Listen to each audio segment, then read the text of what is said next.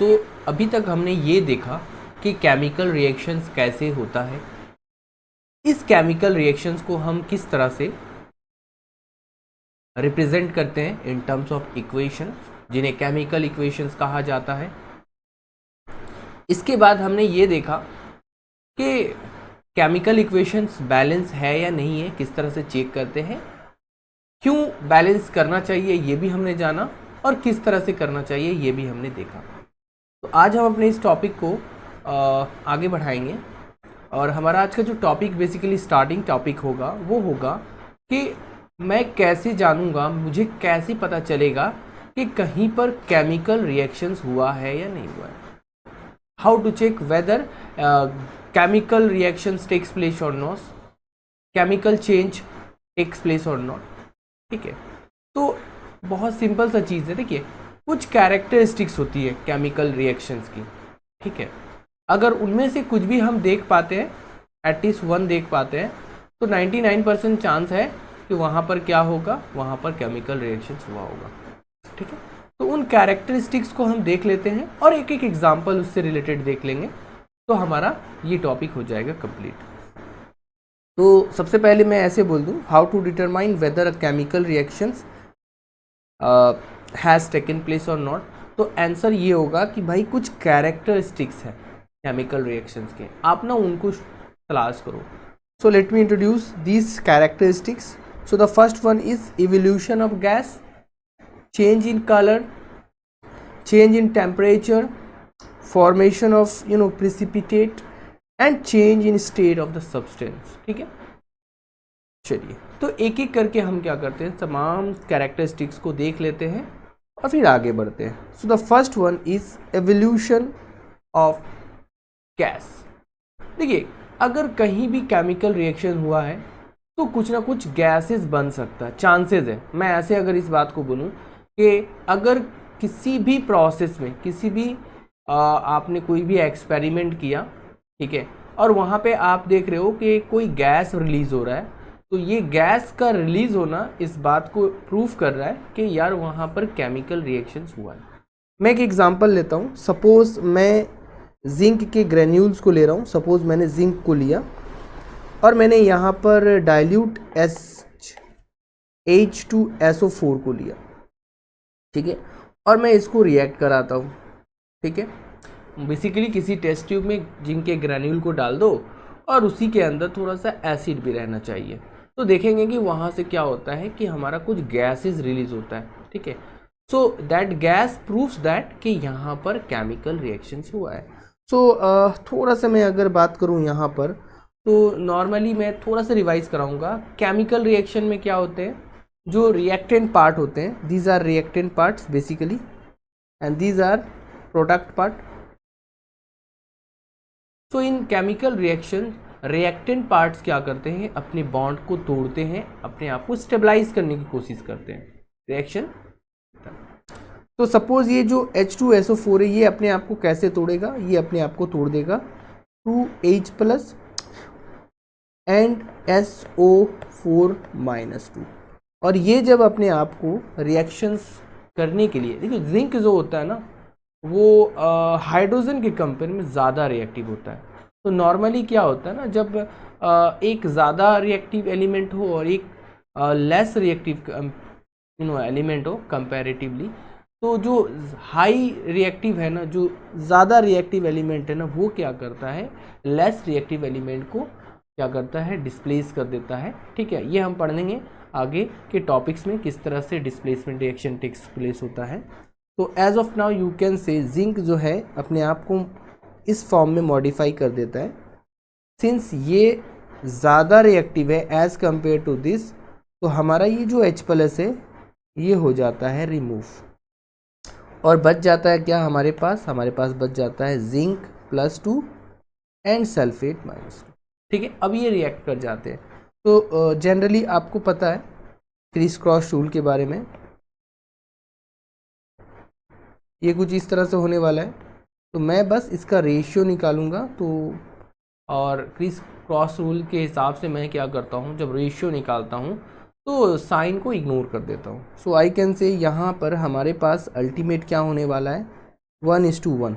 और जब मैं इसे क्रॉस करूँगा तो अल्टीमेट हमारा जो आंसर आएगा ना, जो हमारा होगा वो होगा ZnSO4 जिंक सल्फेट। सो इसी चीज़ को मैं यहाँ लिख देता हूँ कि हमारा जो प्रोडक्ट आ रहा है दैट इज़ ZnSO4 आ रहा है। अब रही ये हाइड्रोजन की बात, ये जो हाइड्रोजन है ना, ये क्या करता है, ये कन्वर्ट हो जाता है हाइड्रोजन गैस में। तो ये एक तरह से क्या हो गया, हम देख रहे हैं कि इस रिएक्शन में कोई गैस रिलीज हो रहा है। यही गैस का रिलीज होना प्रूफ कर रहा है कि यहाँ पर केमिकल रिएक्शंस हुई है। आई होप ये आपको समझ में आया होगा। ऐसा है कि और भी इक्वेशंस है, जैसे कार्बन डाइऑक्साइड गैस रिलीज हो सकता है, किसी इक्वेशन में सल्फर डाइऑक्साइड रिलीज हो सकता है, तो हम लोग इसे आगे भी देखेंगे।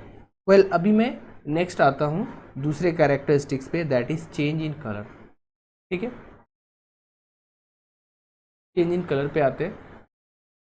देखिए बेसिकली बहुत से ऐसे सब्सटेंस है जब वो रिएक्शन करते हैं तो वो अपने कलर को चेंज कर देते हैं, और कलर के चेंज होने ही से हम ये समझ जाएंगे कि हाँ वहाँ पर केमिकल रिएक्शन हुआ है। चलिए एग्जांपल लिखते हैं, जैसे मैं लिखता हूँ पोटाशियम परमैंगनेट। ठीक है, अच्छा पोटाशियम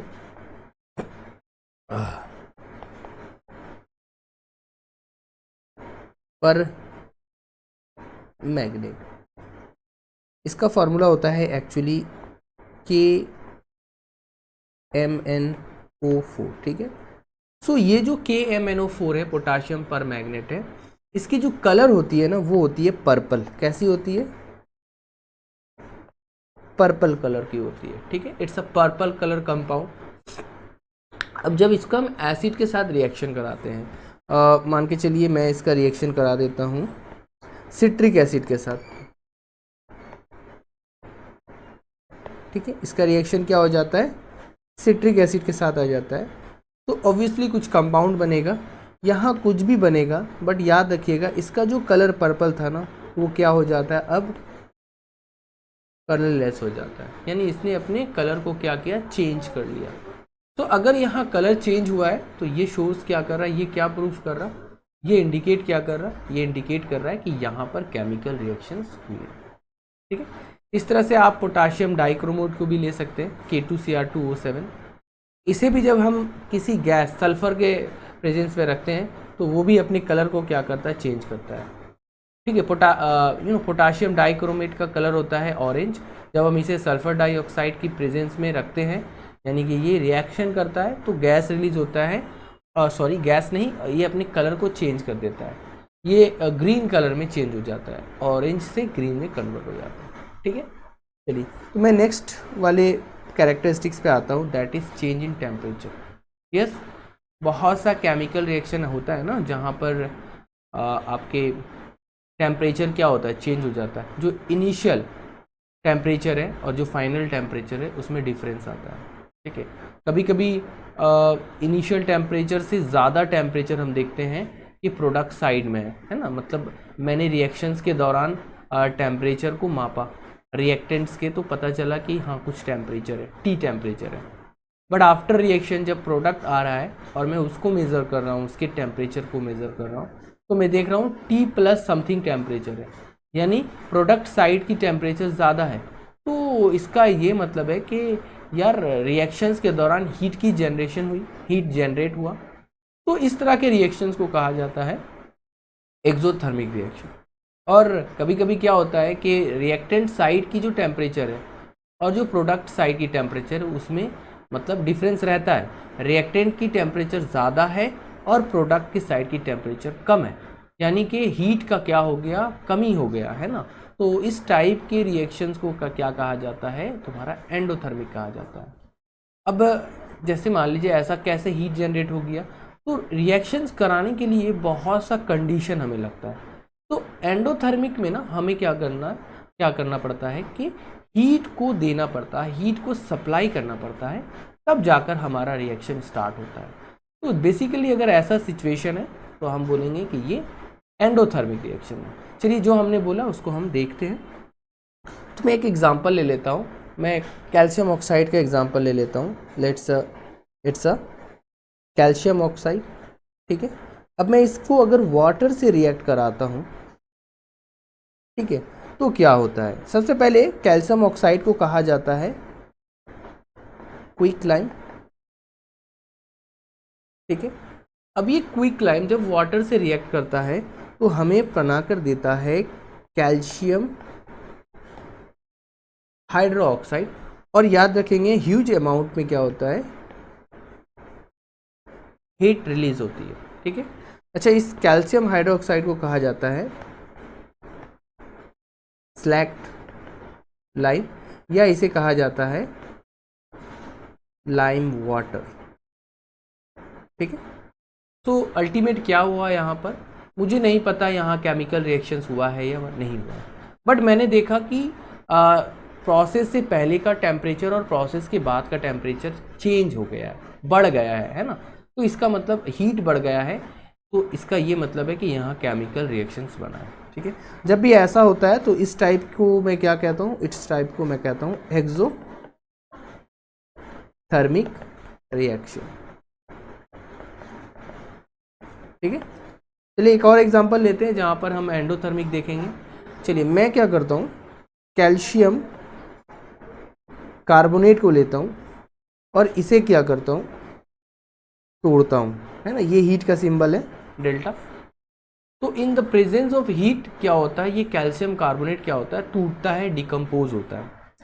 अच्छा, ये किस में डिकम्पोज होगा, तो ये डिकम्पोज हो जाता है कैल्शियम ऑक्साइड में, यानी क्विकलाइम में, कार्बन डाइऑक्साइड में, ठीक है।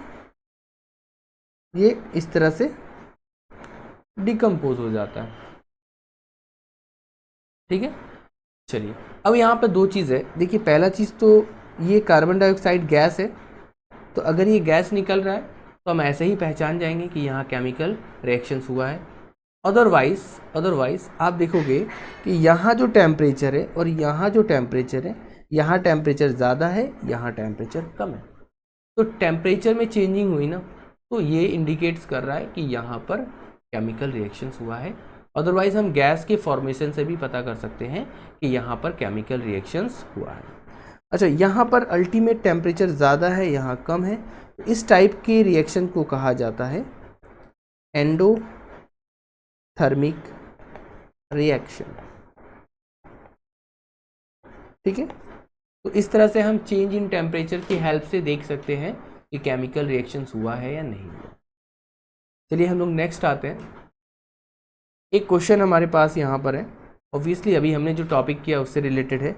What it said, name the product formed when the quicklime is added to water, right the reaction involve. अच्छा, अभी हमने किया है नेम द प्रोडक्ट जब क्विकलाइम में वाटर ऐड करते हैं, तो चलिए क्विकलाइम यहाँ बना देते हैं कैल्शियम ऑक्साइड, और ये हमारा वाटर। हमसे बोल रहा है कि प्रोडक्ट का नाम बताओ, तो प्रोडक्ट का नाम क्या आएगा, चलिए सबसे पहले इक्वेशन कर लेते हैं, calcium hydroxide and heat.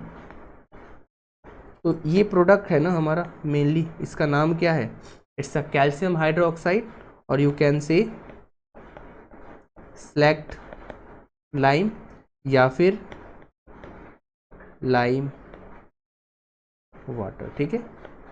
Calcium hydroxide या फिर सेलेक्ट लाइम या फिर लाइम वाटर। आई होप ये समझ में आया है, ओके।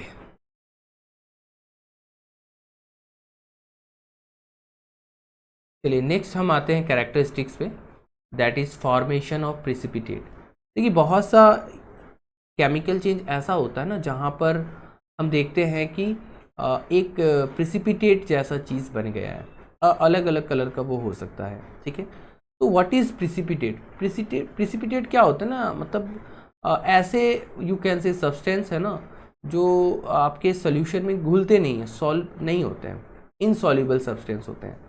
तो अगर वो इनसॉल्युबल सब्सटेंस है, आप एक्वस सोल्यूशन का कोई भी मान लो एक्सपेरिमेंट कर रहे हो, ठीक है, और वहाँ पर क्या होता है कुछ इनसॉल्युबल पार्टिकल्स आपको दिखते हैं, अलग अलग कलर के वो हो सकते हैं, तो इनकी प्रेजेंस ये प्रूफ करती है कि हाँ यहाँ पर केमिकल रिएक्शंस हुआ है। तो हम एक एग्जांपल लेते हैं ताकि बेहतर तरीके से समझा जा सके। जैसे हमने लिया पोटाशियम आयोडाइड और लीड नाइट्रेट, क्या लिया हमने, KiO और हमने ले लिया लीड नाइट्रेट, ठीक है, इट्स अ 2। नाउ इसको हम जब रिएक्ट कराते हैं, सपोज ये रिएक्ट कर रहा, तो ये कुछ प्रोडक्ट देगा, ठीक है। ये प्रोडक्ट क्या देगा, ये प्रोडक्ट देगा पोटाशियम अलग से नाइट्रेट के फॉर्म में निकल जाएगा, और हमारा जो लीड है वो आयोडाइड के फॉर्म में निकल जाएगा, ठीक है। तो ये क्या देगा, पोटाशियम, चलिए मैं पहले लीड को लिख लेता हूँ, ओके, लीड आयोडाइड, ठीक है। तो एक बार हम इसका फॉर्मूला देख लेंगे, इट्स अ PbI, और I की तो चलिए वैलेंसी 1 होती है, लेकिन लीड की होती है 2, तो क्रॉस मल्टीप्लिकेशन करने के बाद ये PbI2 हो जाएगा। सिमिलरली पोटाशियम नाइट्रेट KNO3, तो इसलिए मैं आपको समझाता हूँ, इसे देखते हैं पहले, ये कैसे टूटेगा, तो ये टूटेगा K+I-, ये कैसे टूटेगा, तो ये टूटेगा Pb+2, और नाइट्रेट रेडिकल्स की वैलेंसी -1 होती है, तो ये इस तरह से टूटने वाला है। चलिए, तो ये हमारा पोटाशियम ज़्यादा रिएक्टिव है ना, लीड से। रिएक्टिविटी सीरीज में मैंने कहा था जो ज़्यादा रिएक्टिव होता है वो लेस रिएक्टिव को रिमूव कर देता है। सो मैं इसे क्या करता हूँ, एक कलर में कर देता हूँ, यानी ये हमारा रिएक्ट करने वाला है। अब इनकी वैलेंसी 1 है, तो सिंपली क्या बनने वाला है, KNO3 बनने वाला है, और बच गया हमारा ये आयोडीन और ये लीड, तो ऑब्वियसली ये मिलकर क्या बनाएंगे, लीड आयोडाइड बनाएंगे, ठीक है। तो फॉर्मूला क्या होगा, PbI2। चलिए, आई होप ये इक्वेशंस आपको समझ में आ गए कैसे बनाएं। अब यहाँ पर आप ध्यान दो, ये जो लीड आयोडाइड है ना, ये जो लीड आयोडाइड है ना, इसका जो कलर है ना, ये येलो कलर का है। ये कैसा कलर का होता है, येलो कलर का होता है, येलो कलर का।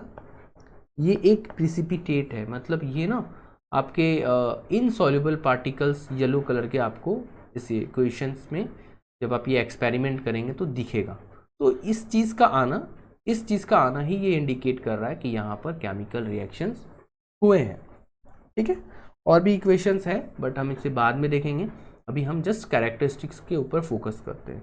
सो प्रिसिपिटेट का बनना भी क्या होता है, एक तरह का हम बोल सकते हैं इंडिकेशन है कि वहाँ पर केमिकल रिएक्शंस हुआ है। चलिए नेक्स्ट वाले में आते हैं। एक क्वेश्चन है यहाँ पर, क्वेश्चंस पढ़ते हैं। Student took sodium sulphate solution in a test tube and added barium chloride solution to it. He observed that an insoluble substance has formed. The color and the molecular formula of the insoluble substance is okay. कहीं ना कहीं यहाँ पर बोला है insoluble substance, इसका ये मतलब है कि यहाँ पर precipitate बन रहा, ठीक है। तो बेसिकली हमें करना क्या है कि हम इक्वेशंस लिखते हैं, ठीक है, वहाँ से फ़ायदा हो जाएगा। तो क्या क्या है, student took sodium sulphate solution in test tube and added barium chloride, ठीक है। सबसे पहले हम बैरियम क्लोराइड को क्या करते हैं, एक टेस्ट ट्यूब में रखे गए सोडियम सल्फेट सोल्यूशन के अंदर डालते हैं। तो बैरियम क्लोराइड क्या होता है, BaCl, अच्छा, बैरियम की वैलेंसी होती है 2, क्लोरीन की 1, तो ये क्या हो जाएगा, BaCl2। उसके बाद इसको हम क्या डाल रहे हैं, सोडियम सल्फेट सॉल्यूशन में डाल रहे हैं। तो सोडियम का वैलेंसी 1 होता है, सल्फेट का 2 होता है, तो ये कुछ इस तरह से हो जाएगा, ठीक है। अब मैं इसे क्या कर रहा हूँ, रिएक्ट कर रहा हूँ, ठीक है। अब जब रिएक्ट कर रहा हूँ तो पता चल रहा है कि यार एक PPT बन रहा है, एक प्रिसिपिटेट बन रहा, इतना कंफर्म है। यहाँ बोला है ना इनसॉल्युबल सब्सटेंस बन रहा, तो मुझे पूरा उस इनसॉल्युबल सब्सटेंस के बारे में एक्चुअली बताना है कि वो कौन सा है, इनमें से चूज़ करना है और कलर भी बताना, ठीक है, ठीक है। चलिए तो हम ट्राई करते हैं। देखिए ऑब्वियसली आपको मैं तोड़ के दिखाता हूँ, ये कैसे टूटेगा, ये Ba+2 में टूटेगा और ये Cl- में टूटेगा, ठीक है। और ये कैसे टूटेगा, Na+ में, और ये टूटेगा SO4- में। अभी मैंने इसको बैलेंस नहीं किया है, अगर हम बैलेंस करेंगे तो देखेंगे कि जो चार्जेस ऊपर है ना, वो चार्जेस क्या हो जाएंगे, इक्वल चार्जेस हो, ठीक है, अल्टीमेट। वेल अभी ये इस तरह से टूटा है, तो ट्राई करते हैं। देखिए रिएक्टिविटी सीरीज में बैरियम जो होता है ना वो अच्छा नहीं।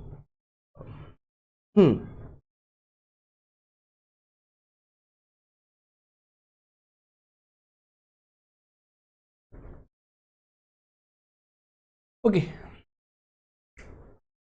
सो यहाँ पर अगर आप ध्यान दो तो जो हमारा सोडियम है ना वो ज़्यादा रिएक्टिव है बैरियम से, ठीक है। तो सोडियम क्या करेगा, बैरियम को डिस्प्लेस कर देगा, ठीक है। सो आई कैन से ये हमारा क्या करेगा, इसे रिमूव कर देगा, है ना। सो बेसिकली क्या होने वाला है कि ये जो हमारा क्लोरीन है और ये जो सोडियम है ये आपस में रिएक्ट कर जाएंगे, ठीक है। ये हमारे क्या होगा, रिएक्ट कर जाएंगे और ये NaCl की फॉर्मेशन करेंगे। और बच गया कौन, बच गया ये, है ना। तो ये क्या करेंगे, ये रिएक्शन कर जाएंगे। तो चलिए हम करते हैं, पहला करते हैं, बेरियम सल्फेट हो जाएगा, दोनों की वैलेंसी 2 है तो कट के 1 आने वाली है, यानी इट्स BaSO4, ठीक है। और मैं एक यहाँ पर कर देता हूँ प्लस NaCl, है ना। अच्छा आपको नहीं दिख रहा है ना, मैं यहाँ पे कर देता हूँ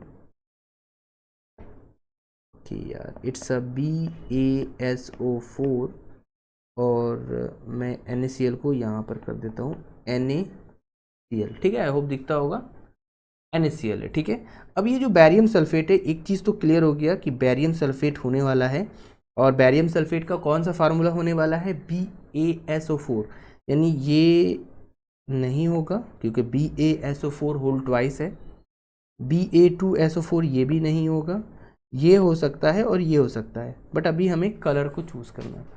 चलिए बैरियम सल्फेट क्या होता है, बैरियम सल्फेट वाइट कलर का होता है, ठीक है। एक और कर लिया जाए, चलिए एक और कर लेते हैं इसी से रिलेटेड।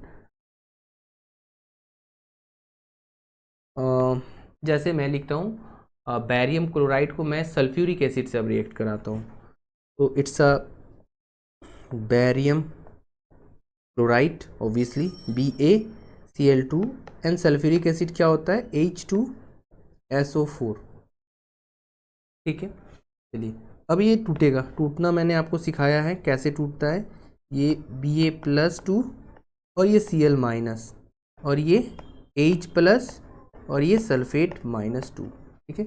अब ये क्या करेगा, ऑब्वियसली आप देखो तो ये जो H है ना, ये जो H है ना ये क्या करता है, इसके साथ रिएक्ट कर लेता है, और ये जो बेरियम है, सपोज ये जो बेरियम है ये इसके साथ रिएक्ट कर लेता है, तो हमारा प्रोडक्ट क्या आने वाला है, हमारा प्रोडक्ट आने वाला है BaSO4 बैरियम सल्फेट, और हमारा प्रोडक्ट क्या आने वाला है HCl, ठीक है। ये जो हमारा बेरियम सल्फेट है ना ये हमारा एक वाइट कलर का प्रिसिपिटेट है, कैसा कलर का है, it's a white colour precipitate, ठीक है। तो बैरियम सल्फेट क्या होता है, वाइट कलर का प्रिसिपिटेट होता है, यहाँ भी हमने इस चीज़ को यहाँ देखा, ठीक है। चलिए नेक्स्ट हम आते हैं, यहाँ पर एक इक्वेशन है हमारे पास, क्या बोल रहा है, रीमा टूक 5 ml of lead nitrate solution in a beaker and added approximately 4 ml of potassium iodide solution to it. What would she observe? क्या उसने ऑब्जर्व किया। तो पहले रॉ मटेरियल्स को हम देख लेते हैं क्या क्या है, ठीक है। क्या क्या लिया है उसने, रीमा टूक 5 ml ऑफ लीड नाइट्रेट। तो सबसे पहले हम क्या करते हैं, लीड नाइट्रेट को लिख लेते हैं, it's a lead nitrate, lead की वैलेंसी 2 होती है, नाइट्रेट की 1 होती है, तो आई होप ऐसा फार्मूला होगा, यहाँ तक क्लियर है। उसके बाद क्या बोल रहा है, in beaker and added approximately 4 ml of potassium iodide. अच्छा ये पोटाशियम आयोडाइड अभी हमने किया ना, लीड नाइट्रेट पोटाशियम आयोडाइड, याद है ना। चलिए तो अगर इक्वेशन मुझे याद है तो मैं डायरेक्ट कर देता हूँ, ये हो जाएगा पोटाशियम नाइट्रेट और लीड आयोडाइड। तो पहले मैं लिख देता हूँ Pb और ये हो जाएगा I, तो चूँकि वैलेंसी क्या होती है, लीड की 2 होती है, तो PbI2 ये हो जाएगा, ठीक है। और यहाँ पर KNO3 हो जाएगा। और अभी मुझे अच्छा से पता है ये हमारा प्रिसिपिटेट है और इसका कलर कैसा है, मैंने अभी बताया है, इट्स अ येलो कलर, है ना। येलो पीपीटी, यानी हमारा आंसर क्या होने वाला है येलो से रिगार्डिंग। यहाँ पर येलो सिर्फ एक ही ऑप्शन दिख रहा है मुझे, सो हमारा आंसर क्या होगा, हमारा आंसर होगा बी। ठीक है, आई होप आपको समझ में आया। चलिए अब हम लास्ट कैरेक्टरिस्टिक्स के ऊपर आ जाते हैं, that is change in state of a substance. ये तो चलिए इजी है। The combustion reactions of a candle, एक एग्जांपल ले लिया गया है कैंडल वैक्स का। ठीक है, कैंडल में क्या होता है, आपका कैंडल जो होते हैं वो सॉलिड होते हैं, लेकिन जैसे जैसे रिएक्शंस होता है तो वो क्या होते हैं, लिक्विड में कन्वर्ट हो जाते हैं, मतलब उनकी स्टेट क्या होती है, चेंज हो जाती है।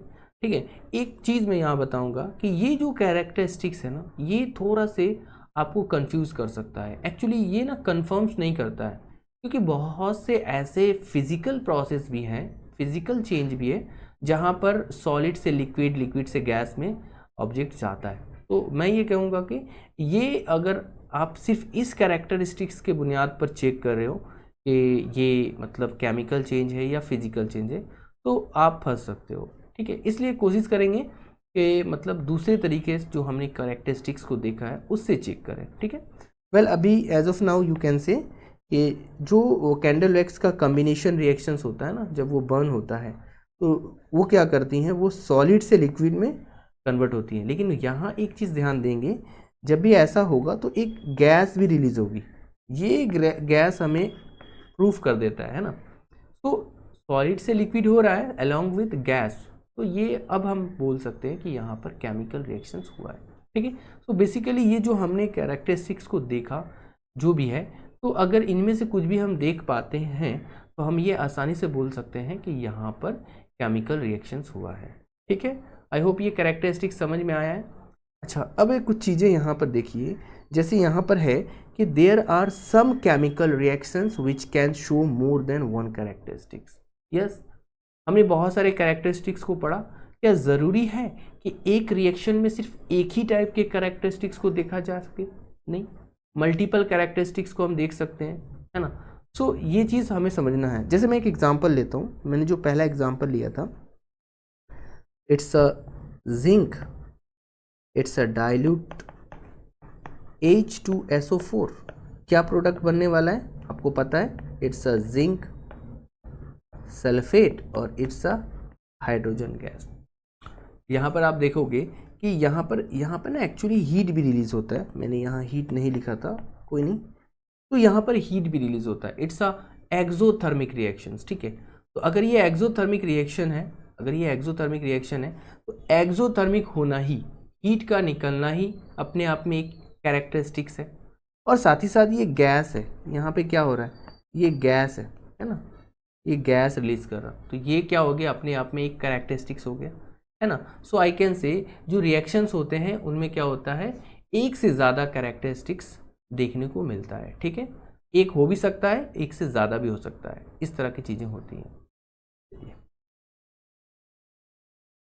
ठीक है, नेक्स्ट क्लास में हम देखेंगे कि आपका टाइप्स क्या होता है। केमिकल रिएक्शंस बहुत डिफरेंट टाइप्स के होते हैं, तो हम नेक्स्ट क्लास में उस टाइप्स को डील करेंगे।